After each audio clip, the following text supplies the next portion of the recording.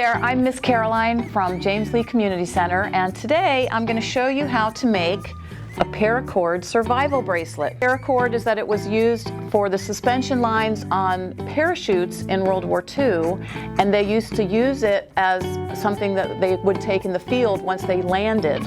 So that's how this started. And then hikers and outdoor sports people decided that it was a fun thing to wear and have on hand just in case you needed it if you were out camping. I'm wearing one here, and you're going to need just a few supplies that you already have at home and some that you can get from your local craft store.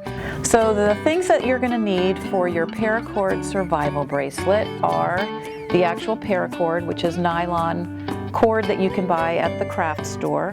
You'll need one of these buckles that you can also buy there. And you'll need a ruler, tape, and scissors. And at the end, to pull your ends through, you'll need a crochet hook or tweezers. Either one of those will work. So the first thing we're going to do is measure out the cord. You need about 8 feet of cord.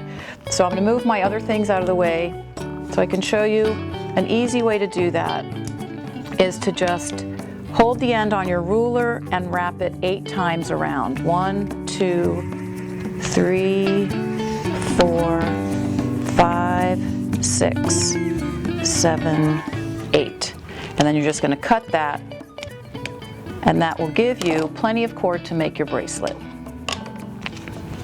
Okay. Now, first thing you're going to do once you've cut your cord is fold it in half so that you have a loop on one end and your 2 ends pretty even on the other end. You are then going to feed the loop through the end of your buckle, and I have it all done here. You have to push it really hard to get it through, but just push it through one of the slits on your buckle, and then you're going to feed the ends through that loop. And this is going to form what's called a lark's head knot so that it's nice and secure on the end of your buckle.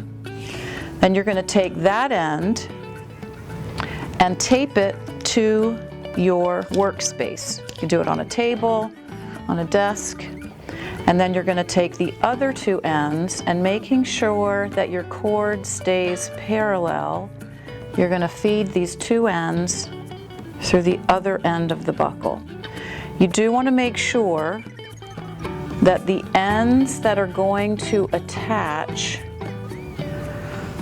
are facing away from each other. That way, when you finish and you bring them around, they will clip together. So this end is facing out and this end is facing out. Now I'm going to measure about 7 inches of cord. That's about the average size that you need for a bracelet. And then I'm going to tape down the other buckle so that it's a little easier to weave it. Okay, so now I'm going to take my left hand cord and bring it over top of the center and underneath of the right hand cord. And then the right hand cord is going to come underneath the center and over top of the left hand cord. And then I'm going to pull those tight right up against the end of the buckle.